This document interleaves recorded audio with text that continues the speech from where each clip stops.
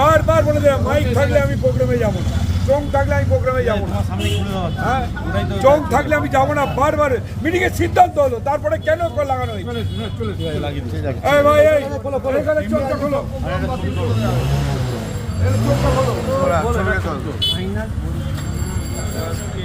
রাত পোহালেই মাধ্যমিক, তার মধ্যে তারস্বরে বাজছে মাইক।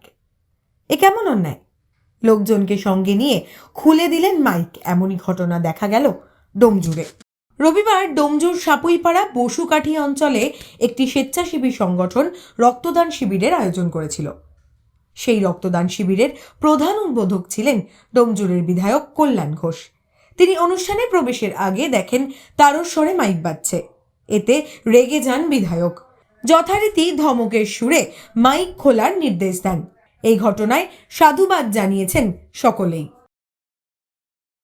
বিষয়টি নিয়ে বিধায়ক কল্যাণ ঘোষের দাবি, মুখ্যমন্ত্রী মমতা বন্দ্যোপাধ্যায় ও হাইকোর্টের নির্দেশ ছিল মাধ্যমিক পরীক্ষার 1 সপ্তাহ আগে মাইক বাজিয়ে কোনো অনুষ্ঠান করা যাবে না। ফাঁকা মাঠে করলে মাইক বাজিয়ে নয়, অল্প সাউন্ডে বক্স বাজিয়ে এই অনুষ্ঠান করা যাবে। তিনি শুধু নেত্রী ও হাইকোর্টের নির্দেশ পালন করেছেন মাত্র।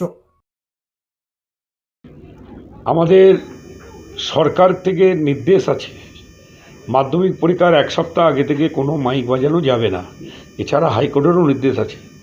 সেই মোতাবেক আমাদের সিদ্ধান্তই হয়েছিল, যদি কোনো ফাঁকা মাঠে করা হয় তাহলে শুধুমাত্র ছোট বক্স দিয়ে অনুষ্ঠান করতে হবে। যেহেতু রক্তদান শিবিরটা আগে থেকেই ওদের ছিল, কনফার্ম ছিল, সেই জন্য রক্তদান শিবির করুক। কিন্তু গিয়ে দেখলাম যে সেখানে চোঙও পর্যন্ত লাগানো আছে। সমস্ত চোঙ খুলিয়ে তারপরে এই প্রোগ্রাম আমরা করলাম। হাওড়া থেকে দেবাশিস গুছাইতের রিপোর্ট, দাওয়াল।